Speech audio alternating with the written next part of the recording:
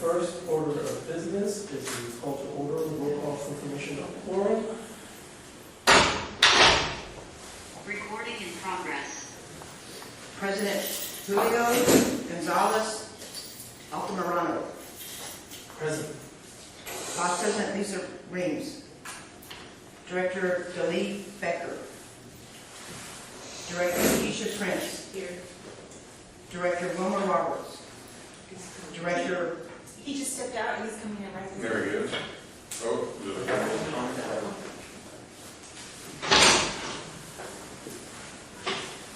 Director Wilmer Roberts. Here.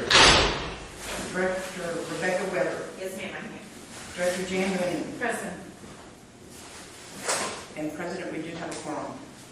Wonderful. Our first item of business is call to order citizen communication. Is there anybody signed up to speak?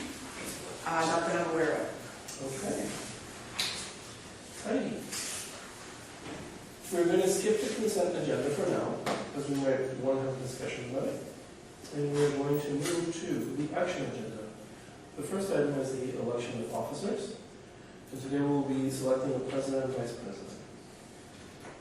I will open the nominations for president. Any nominations for president? I would like to nominate Julio Gonzalez Altamirano. I accept the nomination. It is seconded. Any other nominations for president? Any other nominations for president?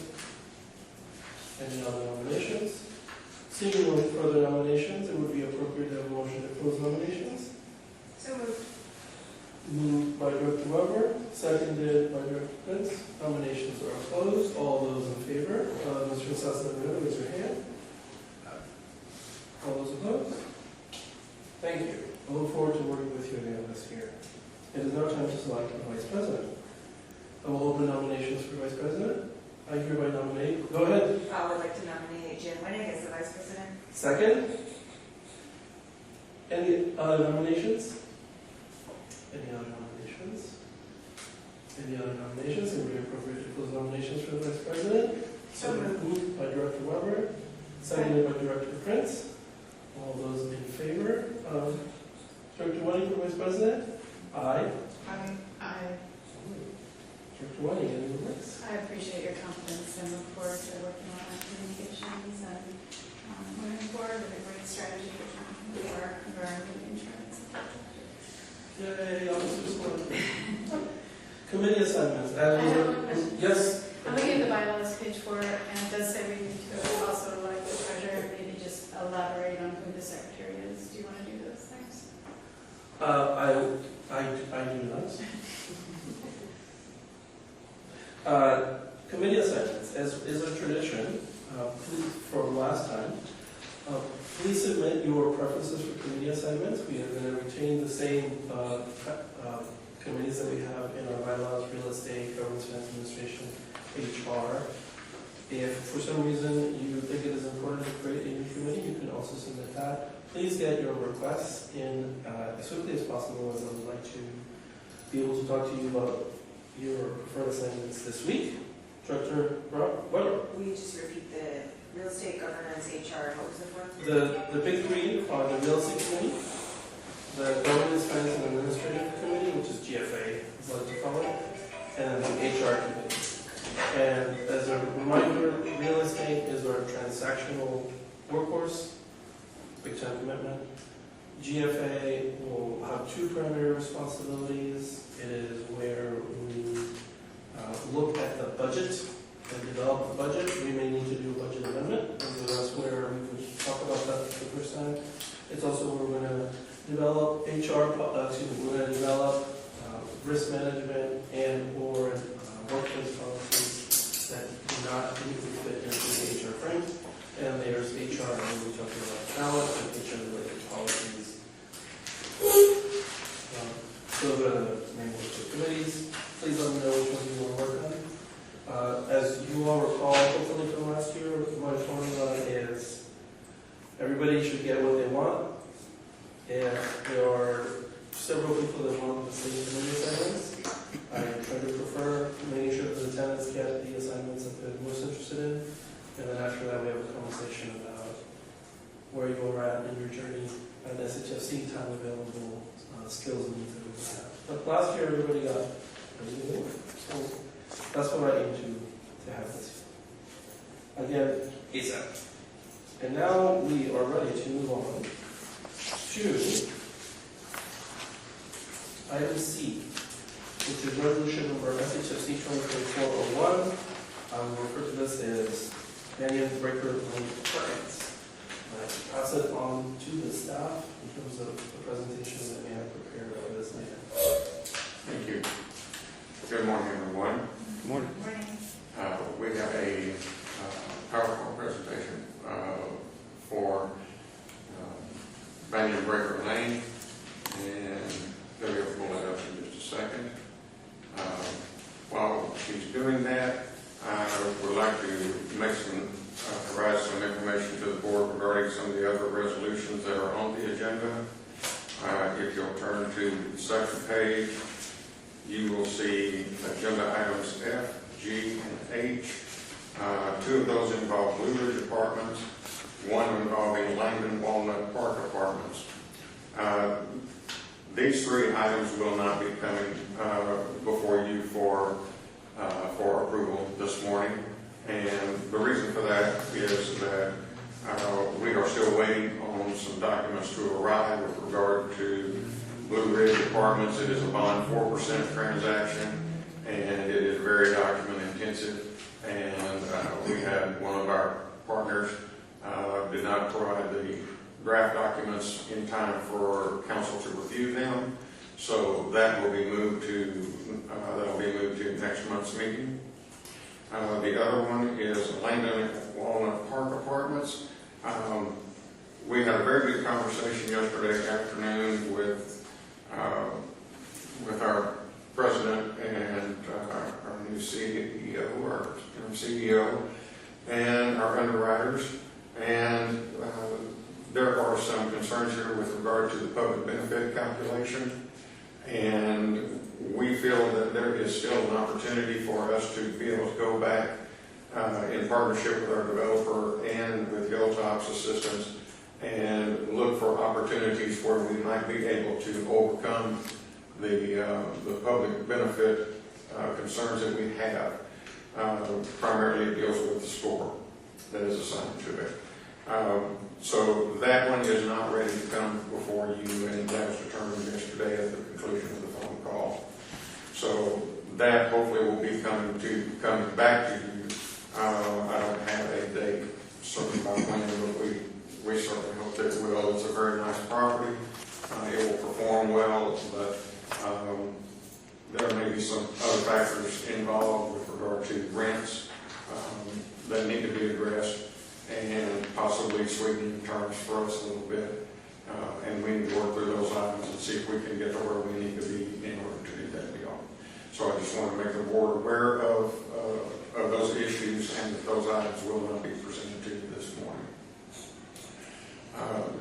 All right, we're ready. I just want to respond by saying I really appreciate the due diligence to hear more from the interim executive director, how she's operationalizing that role in these considerations, and it's a tremendous step forward to have this kind of discussion and to really work with the need of those deals in the public interest.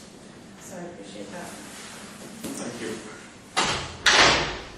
I would like to acknowledge that Director Becker has joined us. Welcome, Director Becker. Thank you. You missed some exciting developments, and so I will summarize them for you. Please. We did not get a chance to congratulate Director Reeves on the completion of her 2 terms because she is not here, but we are going to do that at our February meeting. I will continue, thanks to the support of the body, as your president, and Director Wenning will be joining us as our new vice president. We moved on to our real estate transactions, which is what we do. And Mr. Offpayer informed us that, if you have the agenda in front of you, the 2 items related to Blue Ridge, which are 05 and 06, will be postponed. Basically, there's paperwork yet to do. It's a complicated transaction. and landed at Walmart Park as a result of the workforce terms that we approved and the excellent service we are now receiving from Hilltop. Thank you, directors Weber and Reeves, who are not here, but thank you in the recording for allowing us to procure the services. We caught what I would describe as a very embedded and interesting set of assumptions from the proposal, and so that adjusted the calculation, and the process worked as it should. Our advisors and our staff noticed that something wasn't up to the standards we would like, and they said, let's pull it and let's rework it. And that's what we're going to do. Maybe we make a deal if it meets our total benefit ratio term standards, maybe we don't. And so that's what that is. If Mr. O'Hare is ready, we will go back to that order. Yes, sir. And handle 1 Banyan Breaker Lane Apartments. I just call them Banyan Breaker. I believe you have a presentation. All right. Banyan Breaker Lane Apartments, first slide. Debbie, if you'll advance it one. Thank you. It's a 214 unit development. It's a mix of 1, 2, and 3 bedroom units. All 2 and 3 bedroom units have 2 baths. This is a new construction development. It's workforce housing. Our partner in this is a new development partner, Banyan Residential. They are officed out of Houston and out of California. As far as the SHFC's role in the structure, we would, this is very common to what you normally see, we would be the general partner and the landowner in the limited partnership that would own the property.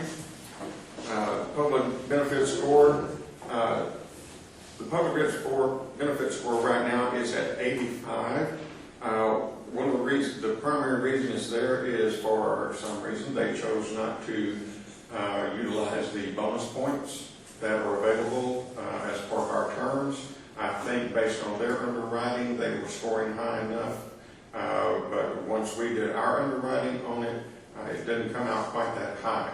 However, we are hoping to be able to move forward with the negotiations of an MOU and working through the negotiations of the transaction and working to, I have already scheduled an appointment with Banyan to work with them on getting those extra points built into the public purpose score. It's only, I think we can get it to 90 or maybe just a hair above, and that is within with our limitations of comfort.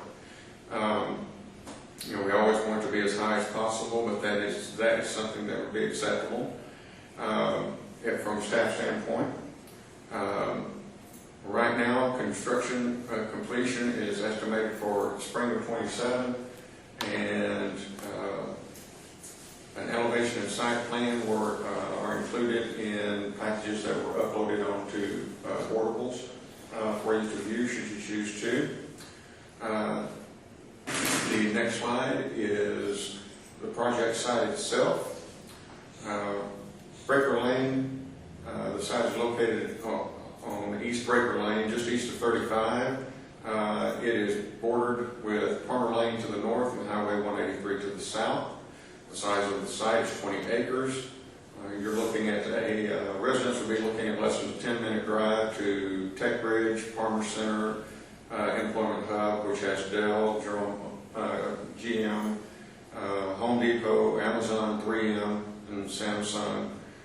It's about 15 minutes to the Apple campus, 20 minutes to the Tesla Gigafactory, 25 minutes to 11.5 million square foot office space that is to be developed. And there is also a site map included in the packaging that was loaded up in the boardables. So this is something that is very centralized for workforce residents that are needing to be close to employers. You also have all of the retail shopping that is at Tech Bridge and Palmer So there's ample opportunity to be able to go close by, short stints to employers, short stints to shopping. And if you want to go into Austin, you're probably about 10 minutes out from coming into Austin itself. The next slide is the unit mix and affordability matrix. One of the key points that I would like to point out here is that while we have 80% or 86 units at 120% of AMFI and 86 at 80% and below of AMFI, we have 11 units at 50% that we've been able to work into this development. And we also have 30% units that have been worked into this development. And we are very appreciative of the developers' willingness to be flexible with us and to help us try to achieve the goal of skewing these properties as deeply as we can, even though they're for workforce housing. So, as far as a percentage breakdown, 10% of the units are at market, 40% of the units that are at 120 AMFI, 40% at 80% AMFI, and then we have 5% of the units each at 50% AMFI and 30% AMFI. Average square footage based on all of the unit sizes is about 939 square feet. Please stop me at any point if you have any questions at all. The deal structure, and that's the next slide, thank you. The SHFC will serve as general partner, landowner, and as general contractor. The reason that we serve in the general contractor role is because we have a tax exemption on all construction materials that we can bring to the development of this property. Banyan Residential would serve as developer, prime contractor, and would source all debt and equity financing for the project, which means that they are out developing the relationships with the bank to get the bank financing on loan and are bringing the equity partners to the development themselves. There are no bonds or tax credits associated with this development structure. It is basically traditional equity and lending to finance the development.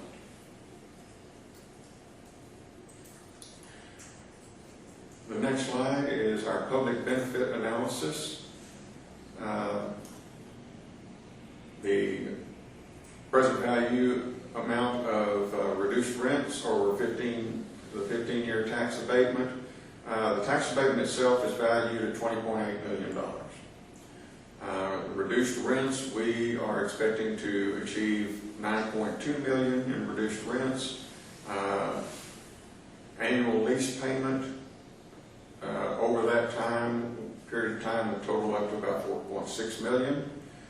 General partner fees would be $1.4 million. 5% of the projected cash flow would be $773,000. And our participation in the sale or refinance of the property is estimated to be $1.7 million. So that gives us a total benefit publicly of $17.8 million, which currently is 85.38%. And as I mentioned earlier, we're going to be working with this developer to try and get that point total up so that it fits within our guidelines. Mr. O'Hare. Yes, sir. I'm so grateful that you prepared this table. And since this is the first time that we're looking at these tables, and it's the first time we were operationalizing a workforce policy, it's also the first time we've talked about this stuff in quite a while. And this is sort of at the heart of our decision for the public. I'd like to just go sort of row by row and narrate along with you some of the things that we have been working on. So the first thing to think about in these numbers is that 15-year. So this is the analysis for 15 years. Why 15 years? Because as that great baseball player said, predictions, are hard, especially about the future. It is very hard to have a sense of what the value of money and what the markets will be, it is also hard for us to sort of conceptualize with certainty in 15 years what the future of this environment or obligations are. It gets at sort of the limits of financial modeling. It doesn't mean that the property will not exist after 15 years. It doesn't mean we're out of it. It is more an artifact of the limitations of us as humans collectively in the financial modeling. And that means that different numbers, you kind of have to divide by 15 so that you understand the annual impact. So if you look at reduced rents, this summarizes a complicated calculation, and I'm going to try and summarize it as best as I can. So please let me know if I am misstating it. When we developed our original terms, there was an understanding that if they did not enter into this partnership, the developer would be able to charge X level of rent, which I'll refer to as market rent or unrestrained rent. By entering into this partnership, we are getting affordability in terms of reduced rents. And so the way that we think about those rents is, what would have been that level of rent they would have been able to charge to human beings? What is the rent that they are now going to be charging to human beings? And that space is lost income to them, and we count as reduced rents. That is something that we value very much, given our mission. And so if you think about it, right, if you were to divide that number by 15, that's sort of how much rent we're putting back in the pockets of people just in this development, which is not an inconsequential sum. The annual lease payment is revenue to us. Yes. It is, we are taking risk, and we have to have an operation to do this. We also want to potentially make our own affordability investments in other ways. And so as part of the negotiation, we are asking for revenue. The general partner fees are an extension of that, as well as the 5% cash flow. Those are all relatively linear and non-dynamic. Like those we can say with pretty much with relative certainty, this is what it will be like in 15 years. Now remember, in finance there is this notion of a dollar today is more valuable than a dollar tomorrow, which is to say, if I were to give you $1 million 100 years from now, would you prefer that or $1 million today? You prefer $1 million today. Not only can you consume them, you have a sense of this is what money is worth today. $1 million 100 years from now, who cares? It could be nothing. So, all of these amounts each year are discounted. Discount is a number that ultimately reflects a sense of what the erosion of the value of that money will be, either through inflation or missed opportunities for investment. And our team uses industry standard discounting numbers. There's a lot of art in this. As I think we grow in our expertise, we're going to be like, oh, that's 50 basis points too much for my liking. What I can tell you now is the numbers are reasonable, and it's why, if you remember the earlier conversation, there was a pause on landing at Walnut Park. Because in using industry standard numbers, we were like, nah, this is not as good as they believe it is. So let's talk about it. So when you look at that total, in terms of the benefits, we are receiving about $1 million of benefit, both in rents that we're putting back in the pockets of people and in revenue. And the way that we use the public benefit score is dividing how much taxes we are calculating we will be able to have abated by how much we're getting back. And so the reason we want it to be 90 to 100 is so we could tell both the Commissioner's Court and the public, for every dollar of taxes abated, we have produced roughly $1 of benefit. And so it is paying for itself, to use a phrase that we hear a lot here in Austin. Because it's 85 and it will probably be 90, we're paying a slight premium. But one of the reasons I feel comfortable in this environment paying a premium has to do both with how deep in the hole we are on the need for affordable housing and just the general macroeconomic environment where construction, especially affordable housing, where construction, even in multifamily, especially if there's a flood, might be challenging, and so we want to maybe pay a little bit of a premium. We are going to come back to these terms and these numbers in this council over and over and over and over. So this is a good, the only reason I'm sort of emphasizing this, and not in the next 2 deals, is because we haven't talked about it in a while. And this is at the crux of how we both use our very special powers to create affordable housing value, but also where we need to make judgment calls on whether deals are good enough or not good enough. Did I misstate anything or miss anything in that explanation? No, sir. Do you want to push back on or no? No, in fact, I was going to add something. As a result of our partnership with Hilltop and the negotiation work that they've been able to help us with in dealing with these new developments, the 80% rents have all been, when you're looking at these deals and you see the 80% units, I'm proud to be able to say to you that those 80% of rents have also been discounted by an additional 10%. So it's the 80% rents, they're actually discounted, so we're able to get our residents a little better rent level than just the standard 80%. Right now, a lot of that has to do with the fact that the 80% rent and the market rents are relatively close to each other. So in order for us to feel that we are getting a true benefit for the public out of that, we have been able to decrease those 80% rents to make them a few dollars a month more affordable. But you know, that's an additional benefit that's come thanks to our partnership with Hilltop. And that would be anything else. That's it. Any other questions on this table from any of the directors? Director Wayne? Again, thank you for, pardon me, losing my voice. For that kind of detail, it's extremely helpful, and for this kind of chart work to help really highlight what we need to focus on. I'm going to just discuss the public benefit score real quick. So, given that it's in a pipeline, this deal's in the pipeline, and you've got to circle back to an MOU to possibly insert some terms for bonus points. Can you just speak in English to us about what that bonus point negotiation might be and how likely they are to agree to it, and also what mechanism there'd be if they didn't after this resolution passes? Does it go through at the 85? Just a clarification point. Okay. I'll answer that as best I can right now since it just kind of popped up yesterday. So I'll do my best for you.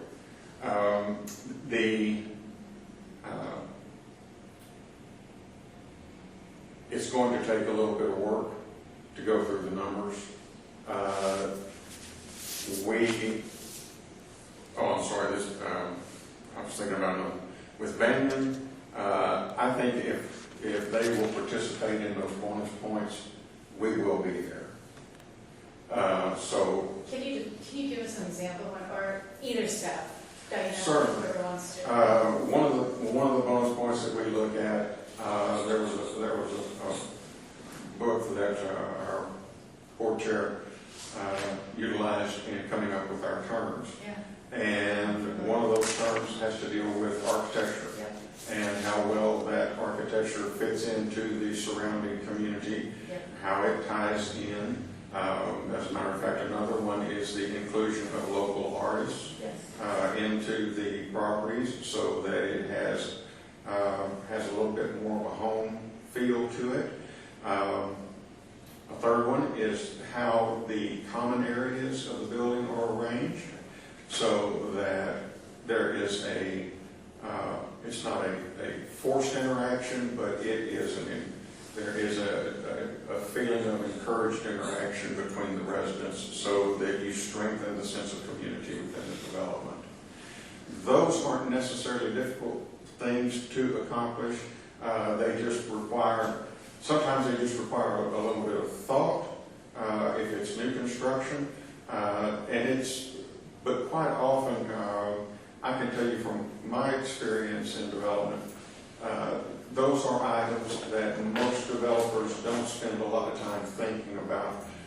That's not to say that there is no thought that goes into it, because the architects generally are working along those lines.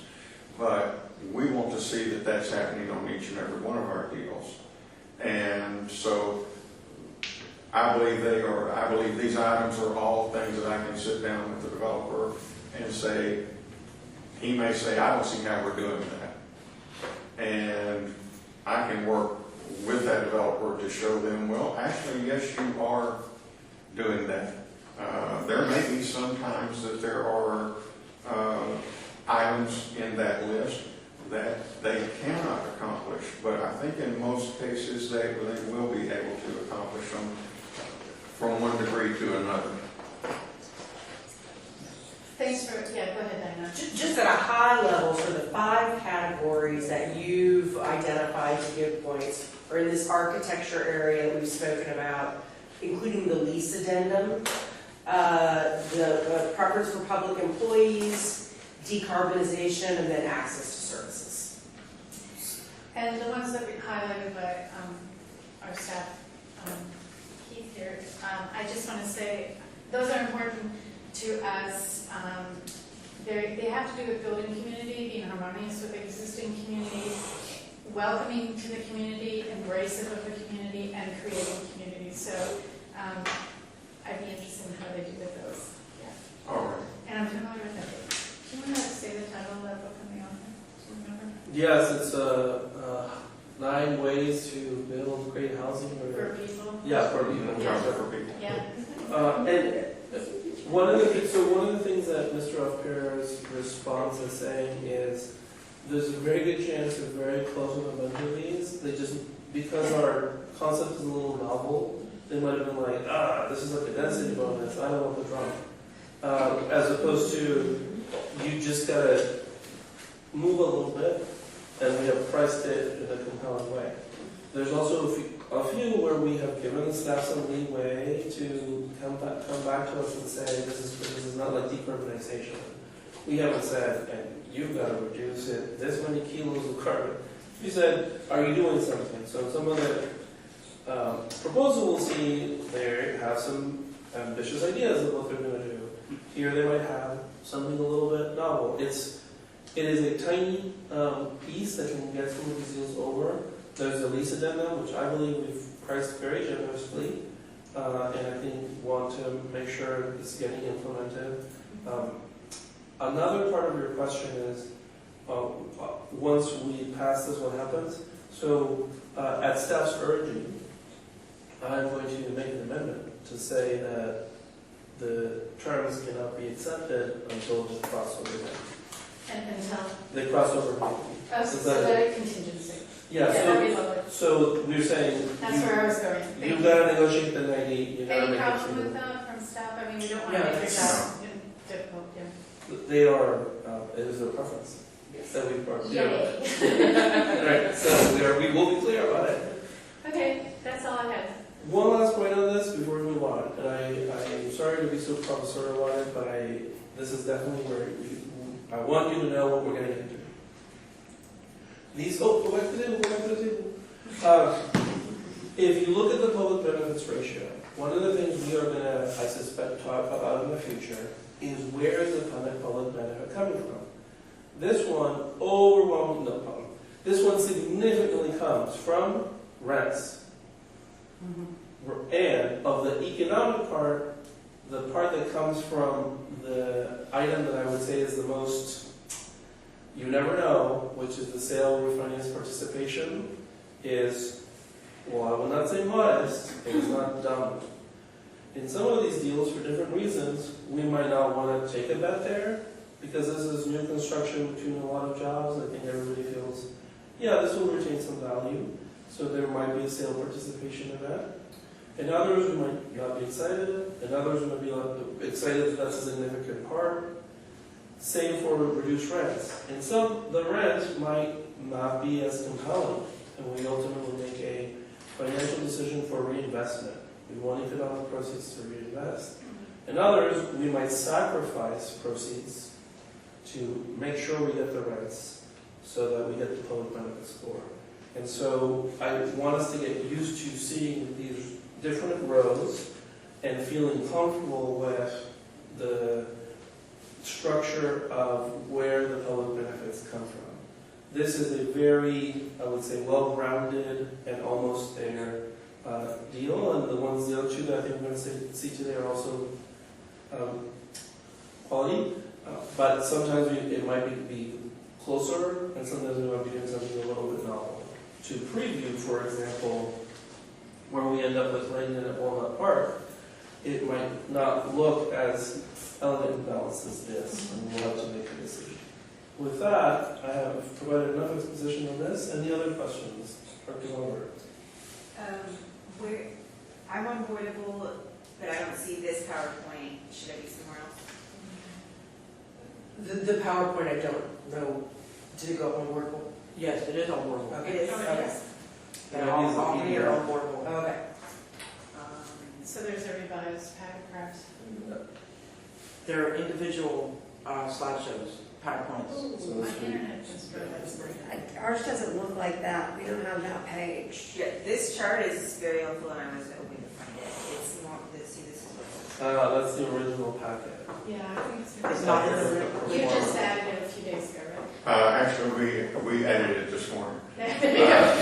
That explains it. There you go. Yeah. One of the things I want to This is like. take just a Oh, second there they are. is to, Okay, there they are. you found it? So 8:11 No, a.m. is it? Okay. Okay. No, it is only, I'm sorry, it is only the, Diana and I were it's not the. emailing each other late last night, and this morning we compared I put one together and she put a couple together, and then this morning we were cross-critiquing each other. So we were trying to bring it to you in as most consistent a manner as possible, and I'm very grateful to have her help on this. Dr. Weber. I just wondered if you could give your professorial exposition on the line item for 5% cash flow. What is that? That looks made up to me. What is 5% cash flow? Why is it on there? If I recall- Why does it get added to the public benefit? So if I recall from our chart, one of the things that there is the development is going to have a certain amount of cash being thrown live after debt service. And so we are saying we are entitled to receive a portion of that. It is risky in the sense, no cash flow, no money for us. But because this is new construction, because we are saying 50% of the rents are going to be restricted, it is going to be full. It is going to be occupied because of its location. I think that the team and I feel comfortable there will be cash flow. You never know. Buildings fall apart. Strange things happen. People mismanage buildings. We are the GP, and we are the general partner the way we like to do general partnerships, which means we do not get that involved in property management. So it's risky. But that is also why we are getting these compelling amounts of revenue, because there is risk. It's also why we, so far, have said 90 to 100%. It's got to be compelling. It's kind of risky.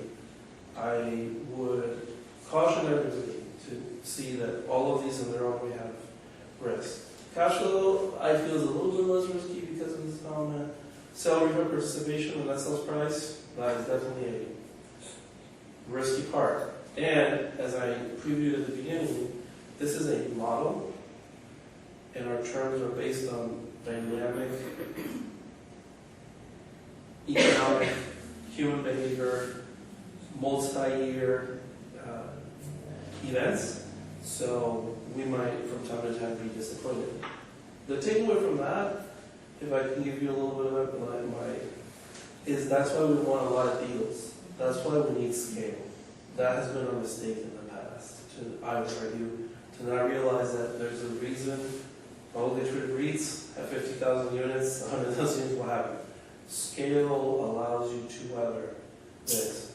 We have an intrinsic structural problem in that we are concentrated in a type of property, multifamily, in a submarket, East Austin, in a type of economic embrace, we're the GP or the light tech GP. We might want to diversify a little bit away from that. There are other ways we can diversify. But in general, having more properties with more partners and more managers, slightly different products, will give us a little bit of diversification. I hope that answers that. Tell me why it feels fake. Well, like, just, how was that number calculated? I mean, that's just. 5% of that cash flow, and she'll speak to the, Yes, I can speak to a little bit of this. So I would say your cash flow and the net sale price of 8%, those are maybe numbers. That is based upon market condition, cap rates, if you have a high vacancy rate or a very low vacancy rate. But the numbers you can absolutely bank on, or what I usually really focus on, is your annual lease payment and the general partner fee of that $300 per unit plus $10,000. Typically in these deals, you can build them in two separate ways. One, and I can't remember how we're doing it here, but that's sort of a negotiation and discussion point, is you can either have them in the operating expenses, so it's a hard pay, absolutely has to get paid. But a lot of developers don't want to do that because that can affect the loan proceeds or the amount of loan that they are able to get from their lender. So we typically don't have those fees as a hard pay and have them subject to cash flow, but at the very top of the waterfall. So after you have your revenues, your expenses, and then you get your NOI, and then you've got your debt service, right after that, whatever is left over that cash flow pays your annual lease payment, pays your general partner asset management fee, and then there are usually some other fees, like with your investor, like there's a preferred return, or your developer partner will get some sort of fee. That's all subject to available cash flow, and then after all of those fees are paid, that's what's your available cash flow, and can be split 95%, 5% to you all. But what I would say is, if there's a year where there's a fire or very low vacancy or something crazy happens where there's not enough cash flow to pay off anything after your debt service, and they're not able to pay the annual lease payment or the partnership management fee or anything like that, that fee will accrue until there's enough cash flow to pay in the following year or years thereafter. That's why I would say years ago, maybe 5+ years ago, we had that 5% cash flow was typically around 30% or 35% or something like that. We did not have that annual lease payment. But doing these deals, we've seen a lot of instances where there are sponsor loans that get taken and there's a lot of fees that get on top of the annual cash flow. And so it's very difficult to project out what you all could be receiving. And so that's why we switched over to a hard pay, but it will accrue. So you know that you'll be getting those fees at some point. But yeah, I think that was sort of And just a follow-up question, does Hilltop get to look at all their books and make sure that that we all agree that they're doing the waterfall the right way? And yes, absolutely. So we, and this is all based off of a model that they have given to us. And so we look at that and been going back and forth with them for the last couple of weeks. And then when we get to putting together like the limited partnership agreement where there's a distribution of net cash flow where it will flow, you've got the annual lease payment at the top and then your partnership management fee and all these other fees, and at the bottom it will say 5% of cash flow. And so that's one of our jobs as your advisors, to go through that, making sure that the flow in the documents are documented correctly and what was agreed upon here and in the memorandum of understanding as well. Like you'll be with us every year to check that they're She doing it is right. looking at Okay. established cash flow. So, and I'm not sure if you all have a CPA that is, okay, yes, so we've worked with several groups that will, you can hire, and that like this asset management fee, that partnership management fee, typically is around $10,000 plus, actually a little bit more there. That usually we see with our clients can be set aside to pay like your CPAs to look at these, look at all the documents and make sure that each year that you are getting your correct fees. And so they're the ones that are checking that. That is not our job, but your hired CPA will be the ones to do that. And if they're not doing that, then we would be happy to discuss that with them. Fantastic, thank you. I think one of the things I'm hearing from this Director Aurora, and I know we are lingering on this, but it's to have the broader conversation. I don't think we're going to do this for the next two. Is the capabilities of being a housing finance corporation have in some ways been opaque to us, and we haven't discussed them. So we want to be able to understand what does it look like to not be a sucker, right, and be giving a tax abatement, which these entities will definitely cash in on, while extracting the benefits that we want. And then we're at this, the second part is making sure that the income restriction of the rents is happening. I'm always very scared and hesitant about making sure that 30% AMI 3.2 is actually happening. So it's two parts of the capabilities that we need. One is where their money, show your books. Another part is, are you making these people's lives better in keeping the rents down?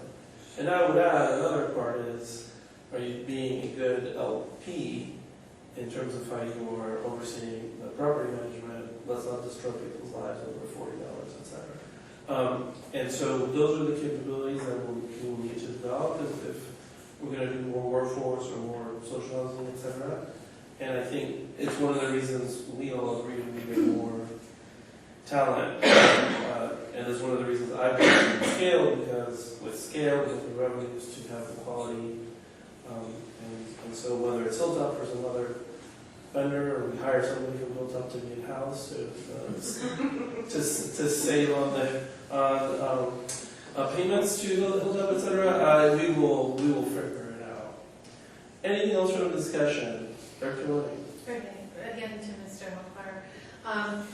Do we have a mechanism internal on our staff or to our operations in working out with these developers when they're leasing up, that they participate in the Section 8 program? They all accept Section 8 residents. We don't have So any. this developer in particular has history doing that and is welcoming that. Even with. Okay. Just a point I'd like to make sure that. There were All right. tax credit developers are required to. Yeah, having worked, Yeah, what they to do. have people carrying a Section 8 voucher and knocking on a door and the property manager saying, sorry, we don't take it. I just want to make sure that that's an open portal. One of the things that we do, I think I can give you a short answer on that. One of the things that we did on the Uplands, which was actually a TCFC deal, they certify to us each month as to That's helpful. Yeah. the rent discount that they promised to do. Yeah. So that's certainly, I think we can ask that of them without any problem. That would be my preference, but any discussion, I don't know. I defer to your negotiations and to whether that's, implementable and opinions of my colleagues. Absolutely. We can do it. What you're saying is that we need to make sure we have a source of income protection implemented. Correct. In order On top of that, we can also request rent rolls at any time and confirm that those rents, that the proper number of units are being charged at 30% rents. For the concern of our chair, Certainly. that these rents actually come to fruition. Yes, and we can do that at any point during the lifetime of the property that we're involved in. Okay, that's all I have. Okay? All right. All right, this table has really been the Super Bowl table here. Any other questions about it? All right. Thank you.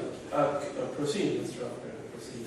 Yes, sir. This is the last slide we've got, and it's considerations. The biggest consideration we have already discussed here among the group, and that is the increasing the score, the public participation or public benefit score up to 90 or above. Aside from that, there really aren't any underwriting concerns with regard to this property, and we feel that the developer has worked with us to do a very good job of providing a reasonable number of units for both people who need workforce housing and a reasonable number of units at the 50 and 30% income levels, which is very rare to see that in these deals, and we're very pleased to be able to present that to you. And that concludes my presentation. Any questions for the presentation before we consider action? Any other comments from our staff team on this before we consider action? No? Good. Ms. Honeycutt, would it be possible to put up the resolution, the actual resolution for consideration?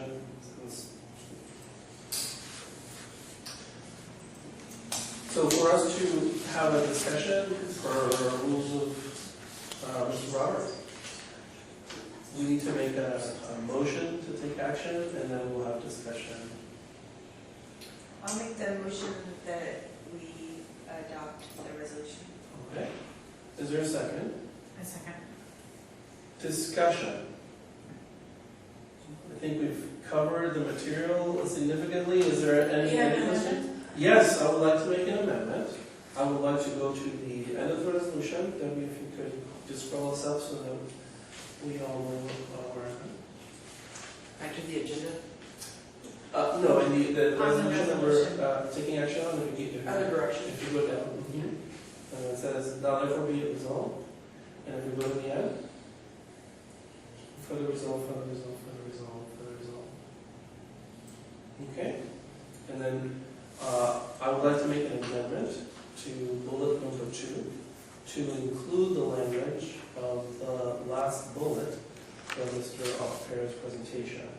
So if you could put that language up, Ms. Anika, so everybody sees that. Right here. So we're going to add it at the end. So as an appendix to bullet number 2. And it's the sentence in Mr. Fair's presentation.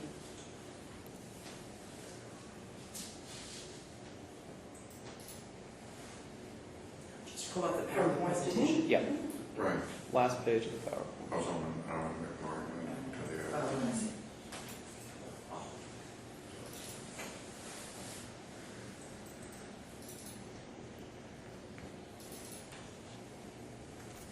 And it'll just be authorized staff action contingent on negotiating partner to achieve both benefits score of 90 or above.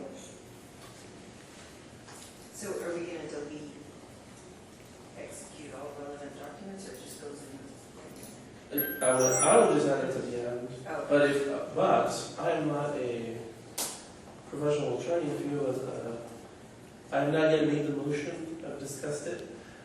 Is there a preferred crafting you would make?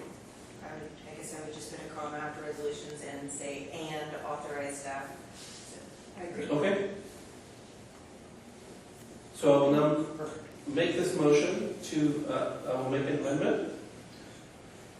I will strike, the amendment will read, I will strike the period at the end of subpoint 2 and add authorize staff action contingent on negotiating with the rest of the PowerPoint sentence that was just finished. Is there a second? Director Weber seconds. All those in favor of the amendment say aye. Aye. Passes unanimously. We are now back to the main motion. I feel comfortable with this direction, moving on this workforce deal. I believe this is our first workforce deal under our new terms. And so it is a milestone of the new SHFC and the work that we have done. So, And a shift. yeah, it is a new tool in the toolbox. So since we are back in the original motion, and we have amended the language, now we will take the vote. All those in favor of approving this motion say aye. Aye. All those opposed? Abstentions? The item carries unanimously. Now we will move to our next deal, which is O2, and I promise to provide less exposition. Mr. Alfair, you've got the floor. This property is known as 7800 Burleson Road. Quick project profile. The property is located in southeast Austin. It's a multifamily mixed income, and it is new construction as well. 315 units. It has a mix of studios, 1 bedrooms, 2 bedrooms, and 3 bedroom units. This is a workforce housing structure with 50% of the units at market and 50% of the units income restricted. Our development partner is Bercy Chin Studio, as well as Cambrian Development, and everybody will be think, pleased to see that the public benefit score is 93. So they've done a very good job on putting this development together. The project site, next slide please, ma'am, is west of Austin Bergstrom International Airport between McKinney Falls Parkway and Highway 183 South. It's close to 10 acres of parkland. The development site itself is 16 acres. Some of the area amenities or area services, you got the Capital Area Aging and Disability, Capital Area Aging Agency, Capital Area Agency on Aging, Austin VA Outpatient, Texas Health and Human Services, Urban Roots Community Garden, and the Central Texas Food Bank. Units and affordability. We've got 137 studios, 81 one bedrooms, 29 two bedrooms, 68 three bedrooms, for a total of 315 units. 50% of those units are at market rate, 30% of those units are at 80% and below, 10% are at 60% or below, and we have 5 each at 50% and below, and 30% and below. So we were actually able to capture 30% units in this project as well. Once again, the public benefit analysis breakdown is as follows, and I'll kind of run through this, but if there are any questions, please speak up. Be happy to work with you on that. Reduced rents over the course of 15 years is $11.9 million, almost $12 million in reduced rents. Developer fee is just over $400,000. Annual lease payment over those 15 years, totals out at $1.2 million. General contractor fee, $593,000. Partnership management fee is $150,000 over that time frame. Again, there's 5% cash flow. We anticipate that will calculate out to $931,000 over time. And as part of the sale or refinance of the property, our position or our participation in that transaction, right now we would anticipate netting $3.8 million for a total of $19,052,000. The public benefit score before the bonus was 8513, and the public benefit score with the bonus points got them to 93.13. So those bonus points do count. And let's see here. That is the presentation on this one, and we're happy to answer any questions that you may have regarding it. Director Wedding has a question. Yes. Actually, I have a comment and a commendation for your negotiations. Just looking at the nature of the bonus points, which is just such a generic term. I try to get more descriptive because this matters a lot. You're going to have an on-site leasing and business center. You've got the dog park, pool, and clubhouse, and you have agreement to integrate the art by local artists in the interior and the exterior common spaces, and it's going to get a green building rating, which for fire resistance as well. And fire is a huge issue in our community, so. And we appreciate that input. One of the things, this is, Diane and I talked about this a few days ago. This is more like the types of presentations that I used to do some time ago when I was doing this job here. I believe there's a way to present a broader picture of information to board members that is done in a way that is comprehensible and meaningful, and it certainly provides enough information for questions to be asked if there are concerns. One of the things that you will see, as this was our first stab at this, so as we go forward, we'll be spending some more time on trying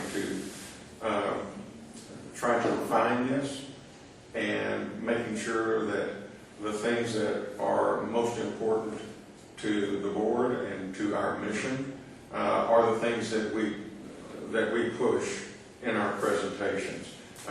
If we want to dig into the weeds, we've always got our underwriters to help us to do that. Or if there are legal questions, we have our legal advisors here to help us with any issues that may arise out of that. But I was really glad to see us do this, and I look forward to us being able to provide these types of presentations to you. This was originally a suggestion from the board chair, and we're more than happy to do it, and I think it benefits everybody without dragging a lot of time out and getting into a lot of weeds that don't really accomplish or don't really answer the question they posed.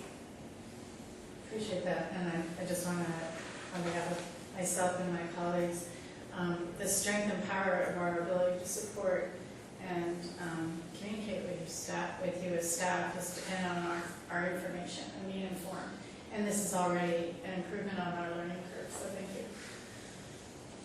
Seeing no further questions, I think we are ready for discussion or action. Would anybody like to make a motion? Motion to approve the resolution. Is there a second, or if you want any discussion? Some of you have some history with this property, I believe. And one of the things that has been really interesting to see is the changes to the deal as a result of the negotiation and the terms that we passed. It is now has a richness to it.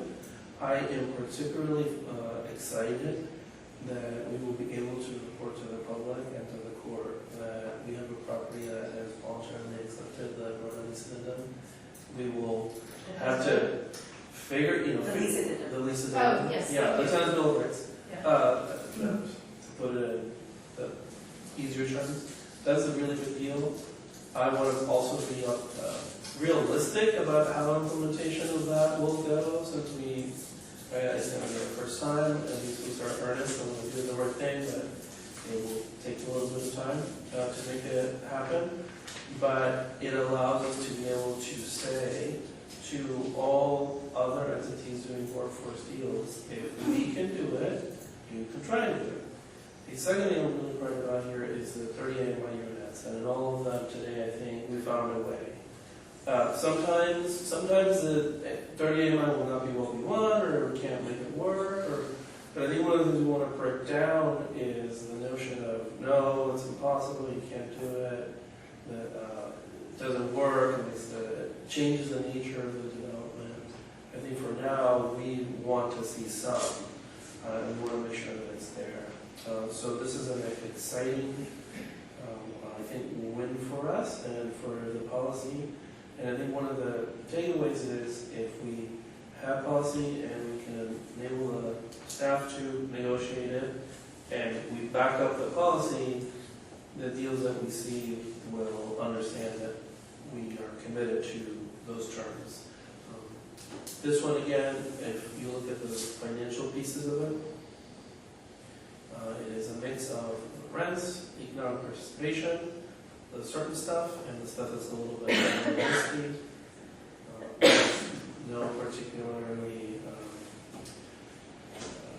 eye-raising item that does not conform to, I think, where we want to be.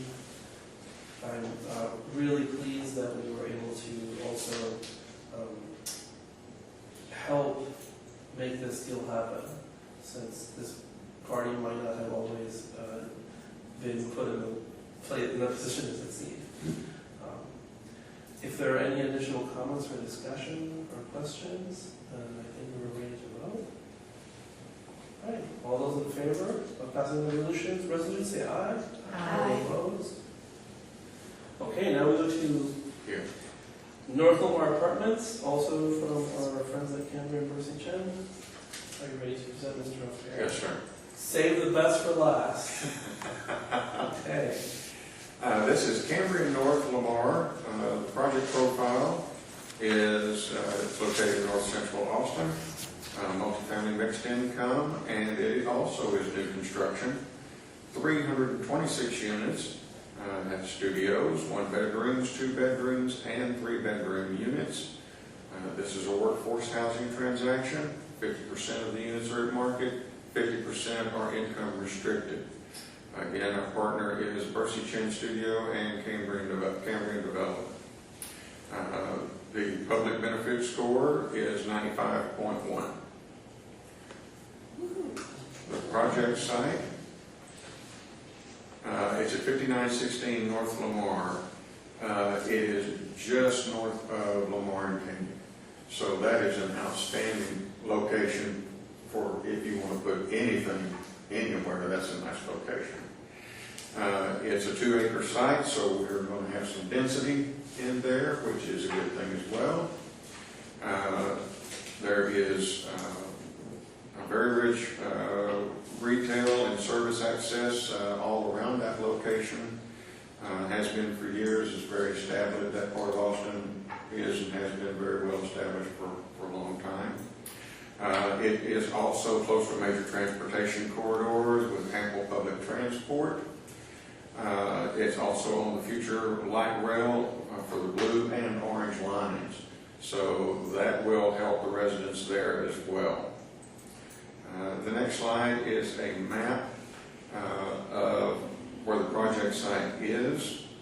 And there are certain things that we plan to include in all of our presentations, a map being one of them. Because it's important that you be able to kind of navigate yourself mentally to where the property is going to be and know how familiar you are with that potential site. The next slide is our units and affordability breakdown. There are 83 studio units, 181 1-bedroom units, 57 2-bedrooms, 5 3-bedrooms for a total of 326 units. Our income level restrictions, again, 50% of those units are at market. 30% of the units are at 80% AMFI. And as I mentioned a while ago, those actual 80% rents have been discounted by an additional 10%. 10% of the units are at 60% AMFI. 5% of the units are at 50 AMFI, and 5% are at 30 AMFI. Public benefit analysis, reduced rents. We are providing just over $14.4 million projected in reduced rents over 15 years. The developer fee is $963,000. Annual lease payment to us $1.9 million. General contractor fees $660,000. Partnership management fees $150,000. 5% cash flow requirement, anticipated to be just over $1 million over the course of the 15-year period. The sales and refinance participation due us upon one of those capital events is 1.5%. Right now that's calculating out to $774,000 for a total financial public benefit analysis, of just over $20 million. The public benefit score before the bonus points were added in is 87.1, which is pretty healthy. And the public benefit score with the bonus points is 95.1%. So we are well within our range for acceptability. And I'd like to say that Cambrian has been it's been a long time bringing these two developments to the table. There were a lot of changes that went on with regard to what the potential structure was going to be for these developments, and they ended up becoming 394 workforce housing developments, and we're glad that they were able to have that flexibility because we're getting, I feel that we're getting a lot of money for our buck with this property, and we look forward to working with them. If there are any questions at this time, I'm happy to answer them or discuss any issues. And I've got one thing I'd like to point out with some of these fees that we're talking about, like the developer fee and the GC fee, those are typically paid either some at closing and then the rest over the completion of the project. And so those fees will be coming in within the first 3 years of construction. So some at closing, which will occur in the next couple of months, and then some upon the completion of the project. And then the annual lease payment, I think here that is about 8% of the estimated taxes abated, which is, I think the first year is about $103,000. And so that will be coming in annually and then increasing by about 3% each year. So not all of that 1.9 million will be coming in at the end of something. That'll be evenly dispersed throughout your involvement of the project. And then the same with the partnership management fee, that $10,000 will be coming in annually each year. And then that sale / refi participation, that comes in at the very end at about year 15 or whenever the project is sold or refinanced.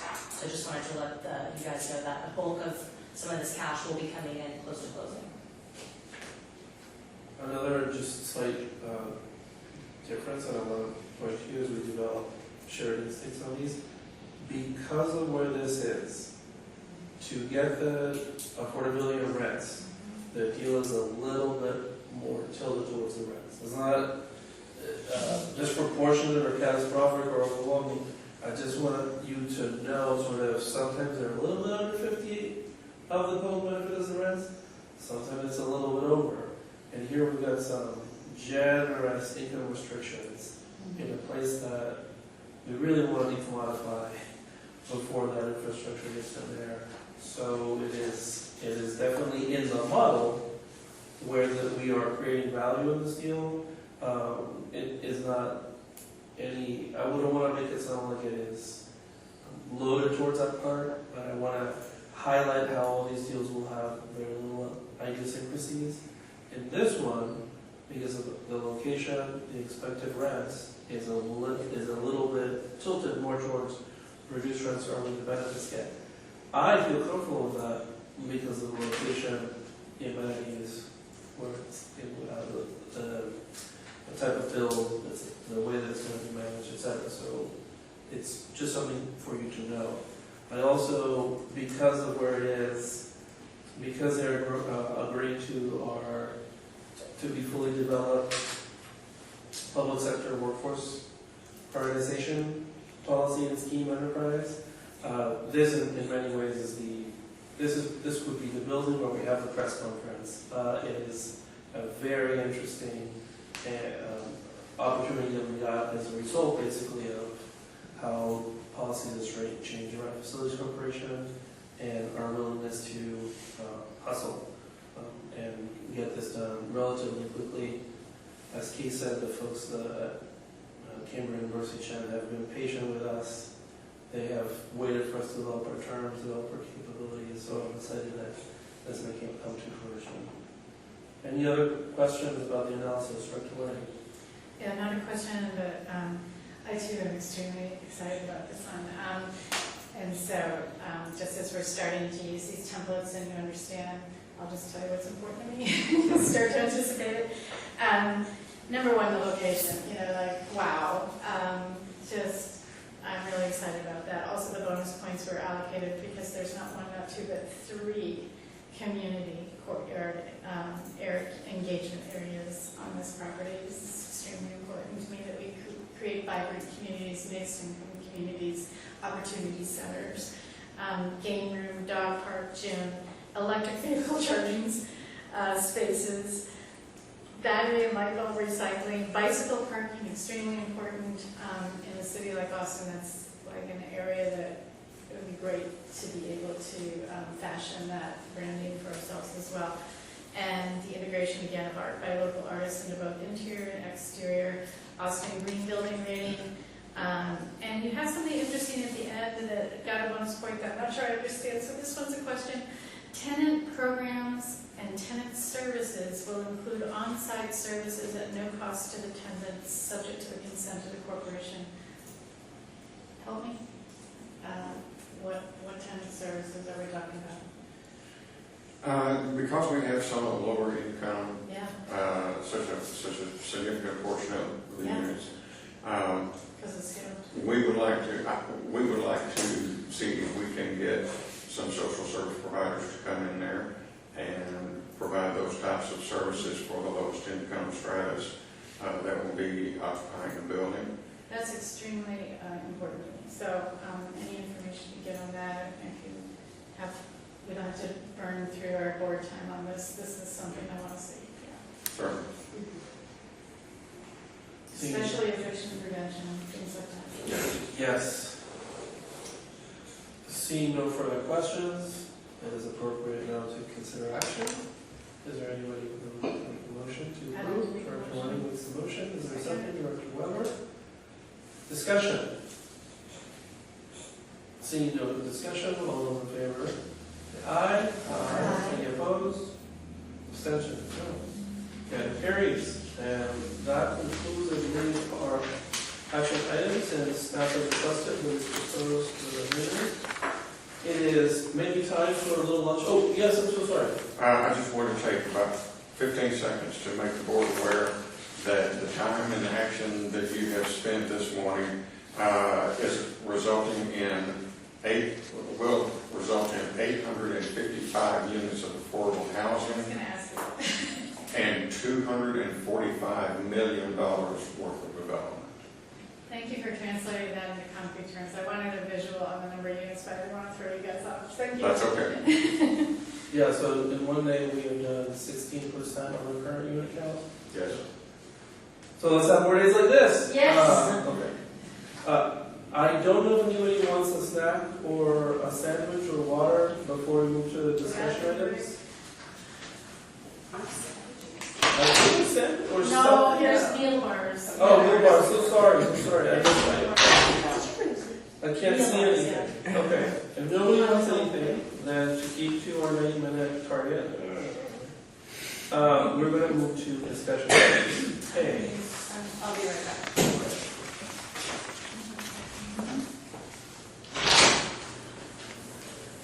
We will move to item number C then, while we wait for Director Wending to come back, which is work plan 2024. As you recall, last year we had a work plan, which is a list of things that we wanted to do. And so I would appreciate it if you would communicate to me any items you would like to add to the work plan directory. Here's the one rule. Last year we had a lot of items that were things eventually I had to do. This year I would like it if you suggested things that you feel that you can take leadership on, so that it does not become just more work for me or for Director Wending. So think about some of the things you want to accomplish in 2024 that you want to lead, and we will put it into a nice package for 2024. I want to wait for Director Wending before we have your remarks. So if that's possible, I want to talk a little bit about board training. And Ms. Honeycutt, I don't know if you have I sent an attachment with the board training plan.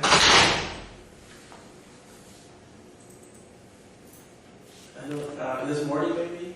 Oh, then I didn't. You didn't see it? Okay, that's fine. And you got it You got it via email. from you, right? No. That's okay. So, I understand. And so, in this attachment, luckily, say okay, Director Wending, now that you are back, I want to move back to item A, which is interim executive director's report. Obviously, we are so happy that you have joined us. It is a happy sunny day, even on the inside, even if it's not on the outside, and we are looking forward to hearing your first official words as our interim executive director. Excellent, no pressure. So thank you so much. I today marks 3 weeks in the job, and I want to again thank you all for entrusting me with this position as you grow the organization and really think about what you want it to be moving forward. I have met with most of you one-on-one and have been meeting with staff at HATC and the shared strategic staff and I think have really gotten a pretty good baseline for what our transition will look like. And I think, today we've been talking appropriately a lot about our deal flow, and I think I'm really excited that many of the, in fact, the comments I wanted to make, y'all have already made, about how we're going to move through this and build our muscle and our sort of collective ability to look at deals critically, but with creativity, and always thinking about the people that we serve and how we're going to create more units of good, high-quality housing. And so, I see my charge over the next several months is both to help Strategic move into a space in which we're utilizing our own infrastructure, of course, just as an organization, as we become independent from the administration at HATC. And most of that is not terribly sexy, but it's very important for our health as an organization. And we'll be sharing with you each time we meet, and certainly probably anytime we talk, about that process and how we're moving through it. And then finally, I think on many fronts, we're going to have an opportunity to really think about how do we, in a stepwise fashion, add. This was our first sort of attempt at what might a concise summary of a deal look like that allowed good conversation and analysis on your part, and we'll continue to build that over time. So just really welcome your suggestions and thoughts, not only about what the information is, but how we ought to be thinking about it, how we think about public benefit. So I'll stop there, and you have, I think, a whole 3 minutes or so for your final 2 items. Any questions or comments for our executive director? Dr. Weber? No? Okay. Director Wendy, while you were absent, I briefly talked about having a work plan, and I made the pitch that please submit your items to me so I can package them into something that we'll review together. I did specify that the criteria should be things you want to lead on this year, not things that you want to assign as work to others. That we don't want to do that this year. And so pick those things. If there are other things, that is okay too. We have plenty of work to do, and your voice will be useful in making those decisions. On board training, I sent you all an attachment this morning, which you had previously seen. And in this attachment, which is entitled the SHFC Board 2024 Training Plan, was developed based on the feedback that you provided during one of our meetings. And basically there were a few components. Just reviewing the basics, figuring out how we're going to have better meetings, and talking a little bit about better deal making. One of the things about better meetings is I wanted to introduce a new set of tools to improve how we speak to each other and to have some of the more difficult conversations.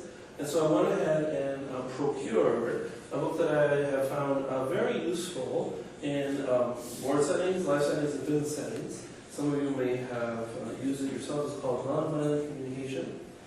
And it is my expectation that you are going to complete the reading assignment that I'm going to provide to you in the coming days in preparation for our next meeting and the meeting after that. It has been very important for me that everybody be able to understand the concepts so that when we are having conversations and I say something like, please speak like a giraffe, that you are ready to speak like a giraffe. If not, you will be outside of the culture that we're trying to create here, and that will lead to consequences. Beyond that, one of the things that several of you requested was a speaker series. And so I provided a list of folks that we wanted to invite and come and talk to us. If you think about it, as we get good at deal making and some of the things we talked about, we will not be taking an hour to necessarily make these decisions because we will be very crystal clear through our terms and our preferences, what we'll make it through and what won't, and we'll focus our questions. So there was a list of people there. I just want to go back to the first one, which was the basics, and point out a little resource which has come up a few times in meetings, which is this handbook, the Strategic Finance Corporation Board Member Information Book. And this book has a variety of resources in it, including what Chapter 394 says, or articles of incorporation, which I can't find online. The SHFC bylaws, or I believe what they are, a variety of other documents. Some of these are digitally available on Boardable, but I know a few of the members did not receive one of these and would like one of these. I know Director Weber would like one. I've never heard of this movie. Okay, so those ones that came up in the spring of, was it 2021? Yeah, spring of 2021, right, Keisha? Yep, spring of 2021 vintage. Got this book, and it's been invaluable to me because it's really easy to kind of figure out where things are. As I get older, looking at the monitor isn't always pleasant. So I was going to request that the staff make us a new one and update it with some of the documents and policy resolutions. We can talk it over. I thought that would satisfy a request a few of you made, and we would all be able to have it together. It's really handy because then you can also put things that you care about and organize it in there. Some of the things that I wanted to make sure that we talked about, and now we'll talk to staff. For whenever we were able to have our first board session, is just go through our articles of incorporation, our current bylaws, which you want to confirm with our current bylaws, and anybody can provide a long view of history of the organization. We want to cover Chapter 394, and we would appreciate a briefing by a professional that can tell us, here's what you need to know about Chapter 394. The local housing tax credit program, at different points in time, I have shared resources with you all, but they are so long and dense, I suspect not everybody has been able to process them. It would be useful to have, again, a professional or staff explain to us what the low-income housing tax credit program is, so that some of the pieces of it we understand. But here's the really important part. We have been passengers so far in the calendar of things that are happening at the Bond Review Board that impact our deals. We kind of respond to what staff brings us or the developers bring us. I think we want to be more proactive so that we can be more successful. It's the feeling I have is seeing people apply to college but not know when the deadline to go to the college I want to go to is. That is kind of how I perpetually feel as we contemplate what we want to do about low-income housing tax credits. And so the intentionality and strategic focus that we have brought out of the necessity to workforce, I think, since we're not going anywhere on tax credits, are we? I think we want to bring that to tax credits. So we will need some support on that for first board session. And then there are some of the basics that we want to cover around Robert's Rules of Order. The city has a training module around Robert's Rules of Order that I do think is a really compelling little video offering that we might watch together or sign outside of these meetings for all of us to be on the same path on that. And then I want to talk about how we are going to have some standards around communication. And so we want you to do the reading assignment from Nomad Communication and a few others from empathetic listening that I'm going to provide to you if you all feel after this presentation that you want to be trained this way. On the better decisions, I talked a little bit about performance. I don't know if we're going to get there as fast as I would like, but at the appropriate time, maybe one of our professionals can just spend 30 minutes with us, go on through a performance. Some folks have done this professionally or continue to do it. Some folks are not spreadsheet geeks. All of us can use a little refresh on how to appropriately discount cash flows. So I think at the appropriate time we would appreciate having a person come and talk to us, just so that we all feel comfortable digging into that. without extensive facilitation. And then I want to highlight something that is coming in the pipe, which is how we think about a portfolio. So in financial asset management, you probably have heard the idea of the asset allocation and the diversification are essential to getting the outcome that you want. We have assembled this Franken portfolio of properties, and we're adding to it today. And so what we want to make sure we are always thinking about is this a portfolio that is aligned with what we want to achieve, both in terms of the mission, units, depth, and affordability, but also in terms of the risk to the enterprise. And so I think we might not get there for a while. I think we're going to have a lot of conversations about what portfolio review looks like. But we as a team need to start becoming more comfortable asking a question we didn't ask today, which is, what does this do to the portfolio? One of the reasons we're all excited about Central, I think, is intrinsically we know we're too focused, we're too loaded on this spatial geography, we're too loaded on this type of asset type. It's good to get a little spatial diversification. We intrinsically know that from the mission, but I think for the finance, there are terms and concepts that we want to learn together so that we're able to do that. And then the final is the speaker list.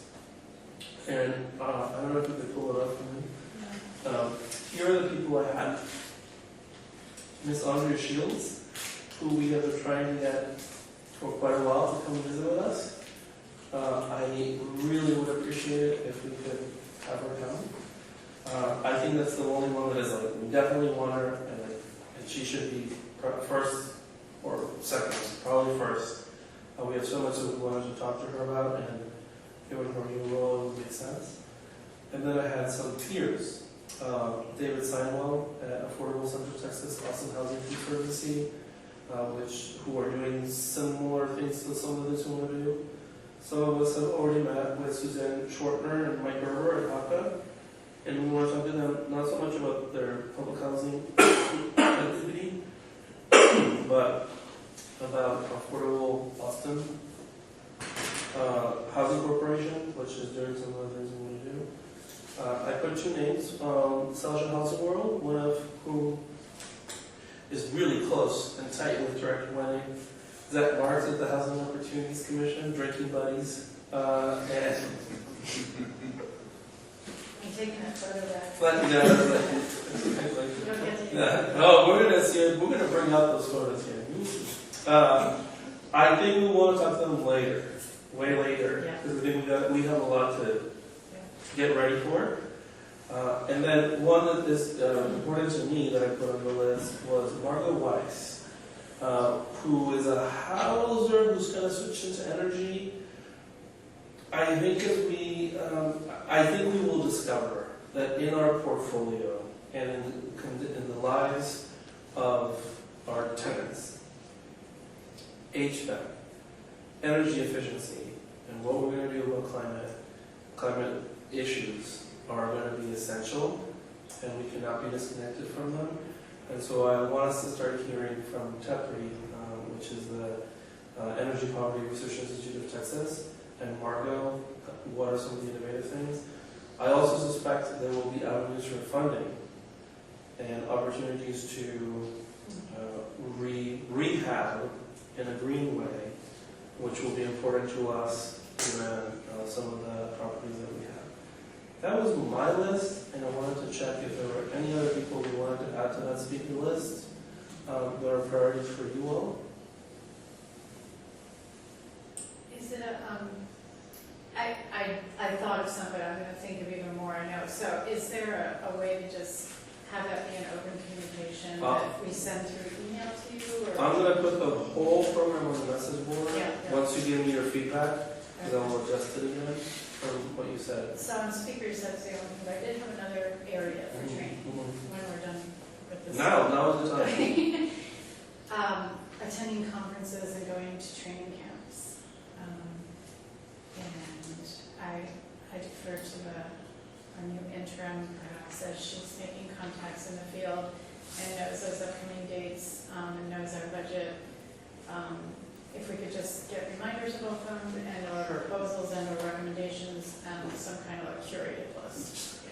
We spent a little bit of time talking about this also, and I will tell you that our budget's pretty modest, but I'm comfortable, looking at where else in the budget we can pull from and or coming back to you and saying, I think this is a really important investment, both for staff and deal development and learning in the field and for more. Any other feedback on the tenants? Oh, I can't believe I forget this. We all know we want to do a property tour. And so we want to do a property tour probably with stakeholders and staff in the right way, that we all learn, and it's fun and exciting, and helpful to our mission. We know we need to do it. Those are the things that we mentioned before, kind of how I synthesize on any feedback that you want to provide to that now. Director Weber. Just that the city clerk has a good Public Information Act Exhibit Act training. Yeah, they have, when you are, because they have like 500 boards and commissioners, some of us have been afflicted with that repeatedly. But it's kind of handy, and I don't know if you can license it or whatever.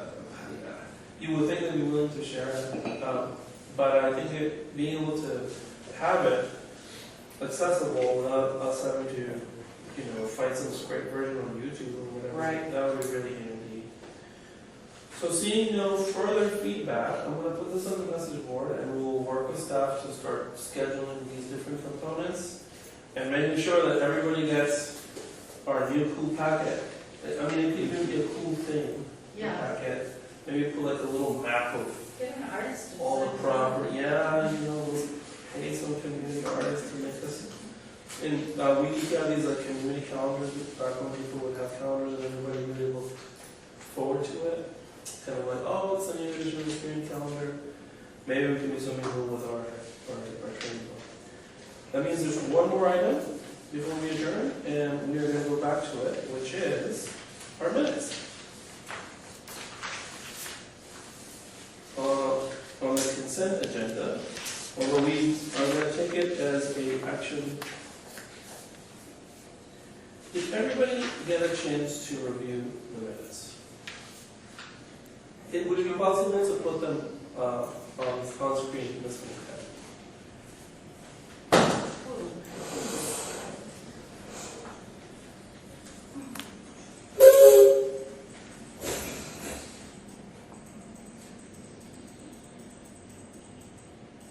Keep going. You're gonna keep, Yeah, did everybody get a chance to, So what I usually look for is the votes, the actions. That's really where I think we can get into trouble if we're not recording the actions correctly. And I wanted just to have a conversation about what we all expect of each other when we are checking the minutes, since we tend to approve them as well as to provide any feedback we want to Ms. Honeycutt, who composes them. Substantively, when I look at them and the dialogue is covered, usually I'm satisfied, and I have never felt a need to change it. I do pay particular attention to the votes, as those are the actions that have the most substantive impact if they are misreported. I wanted to make sure that we were all aligned on our expectations of each other about how we review the minutes, and this kind of understands our standards for it.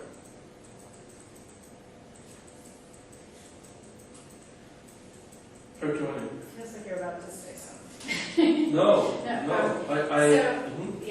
great topic here. I did read the minutes, and I know that under the Roman numeral 5, page 2, action items, it's a kind of hot topic for us about recusal. And so I just want to make sure we use the word recusal, not rescued, although I could use being rescued from this issue. I'm really tired of it. Working every way I can to get that to be rescued. Noted. But in the meantime, we recused ourselves, and that appears throughout. So if you do a word search for rescued and change it to recused, that'll be better understood for posterity. Okay.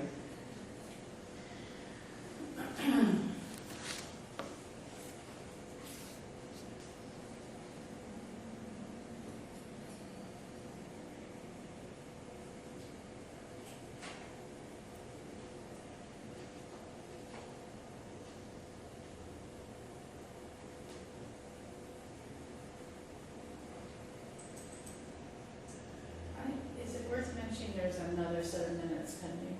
We know that. Oh, we do, okay. In the sense that these is only the minutes for December 7th, and we had a special meeting.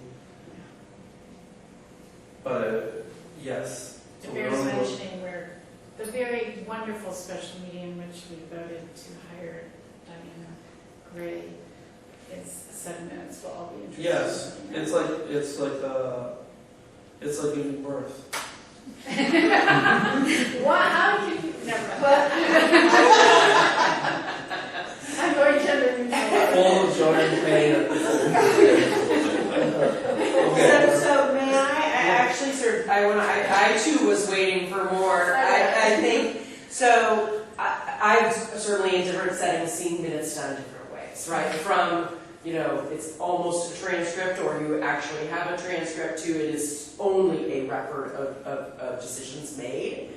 I am certain that if the board's, preference was, let's have this be a record of either, what was discussed and decisions that were made or things that people asked to be on the record, that would be, say, Ms. Honeycutt, substantial time, right? I think we could be more efficient about it. So I will just say, I think we're flexible, but there is a cost to, a time investment in going sort of more detailed. Could I speak? Yes, we will. Yes. Yes, it's something that you.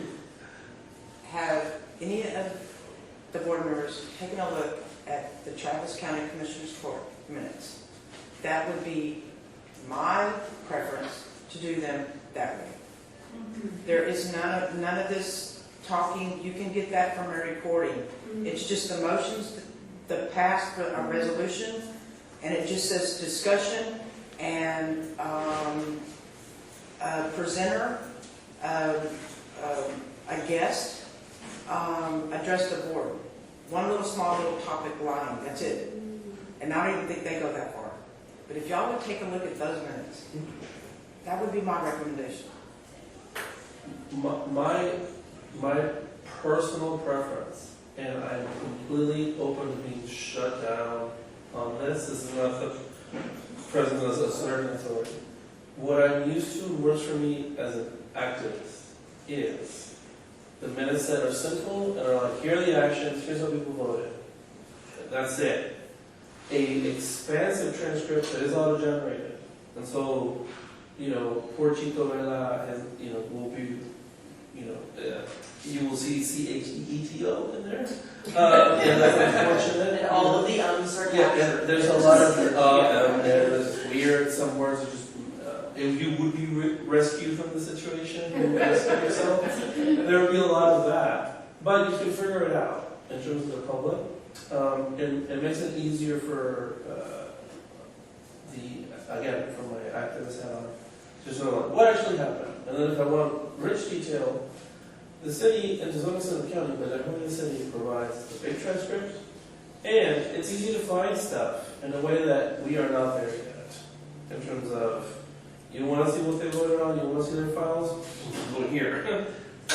If we were able to get at, we are putting all our files up there, we are automating, auto-generating the blah, blah, blah, and we're simplifying the minutes so that Ms. Honeycutt or performer of the role is not placed into this situation where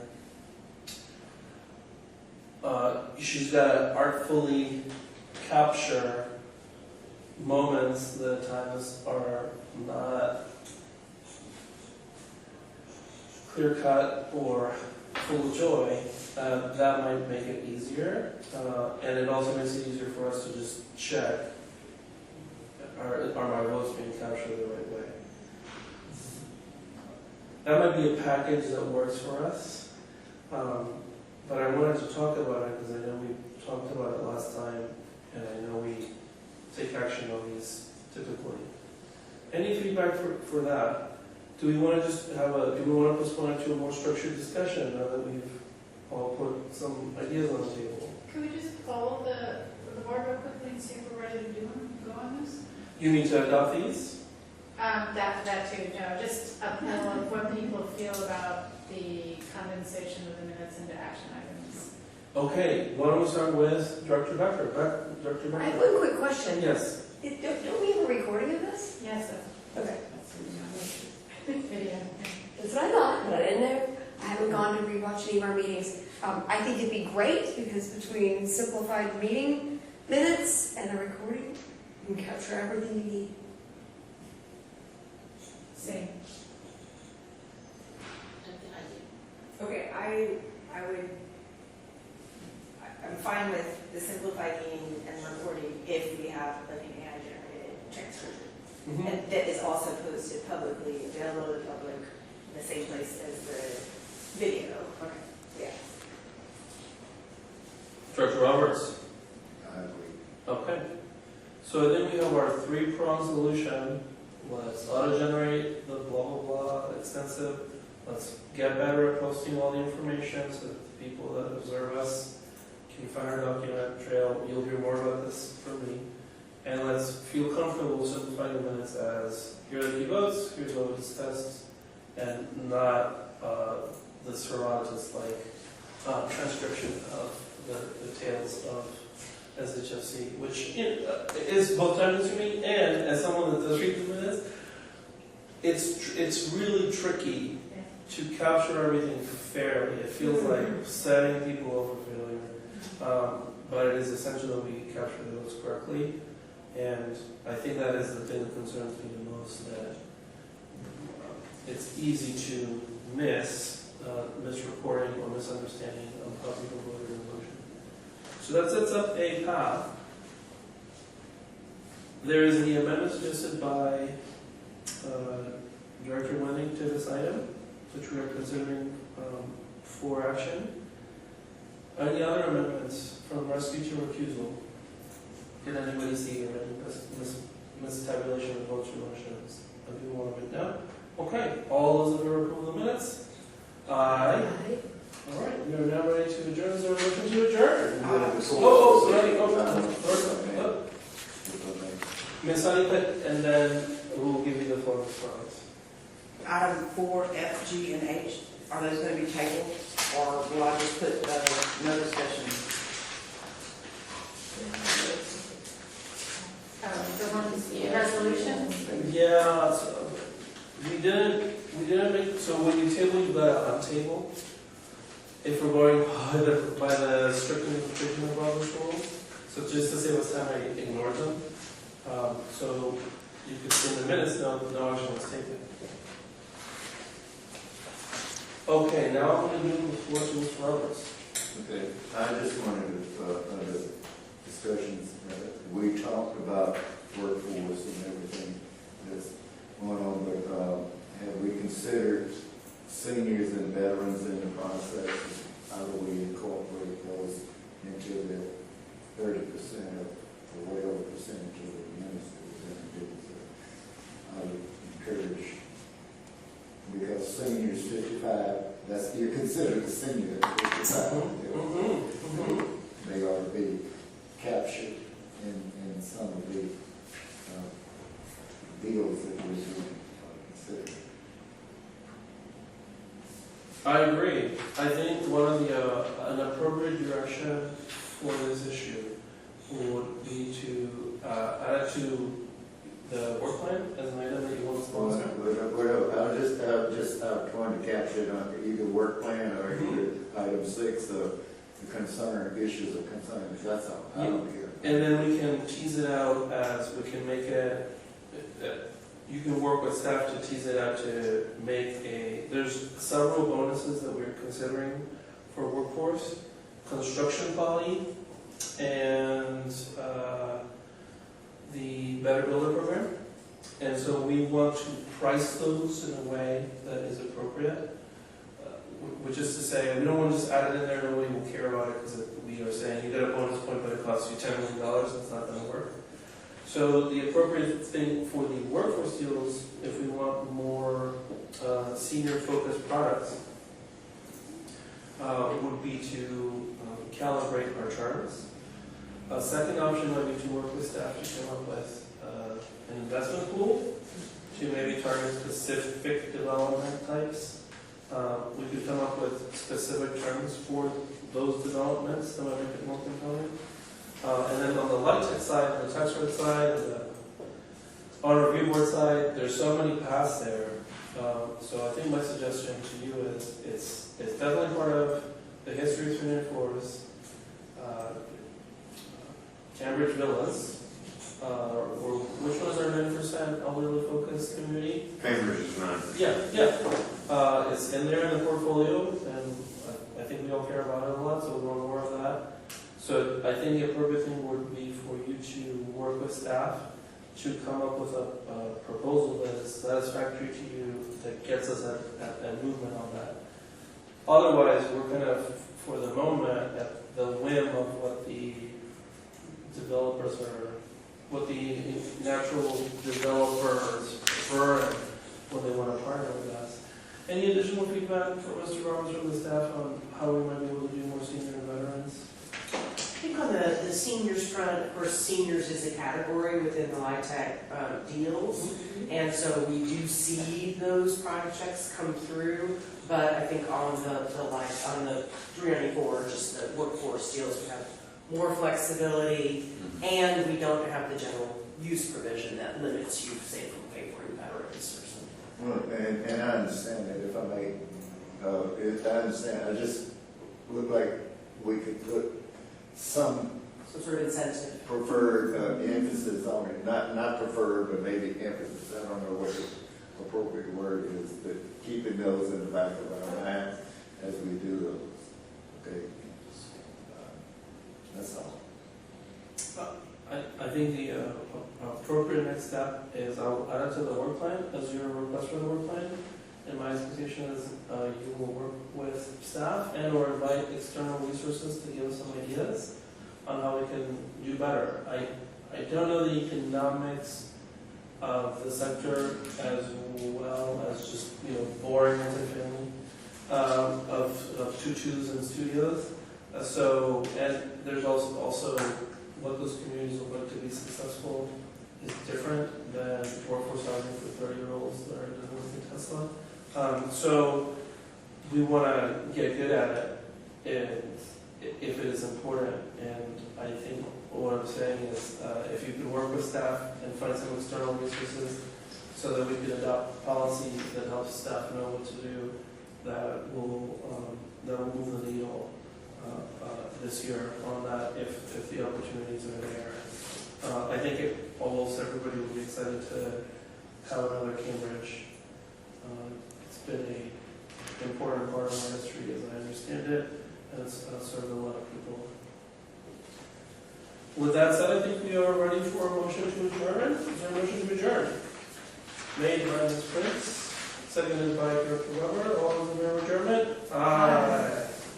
Our meeting lasts 2 hours.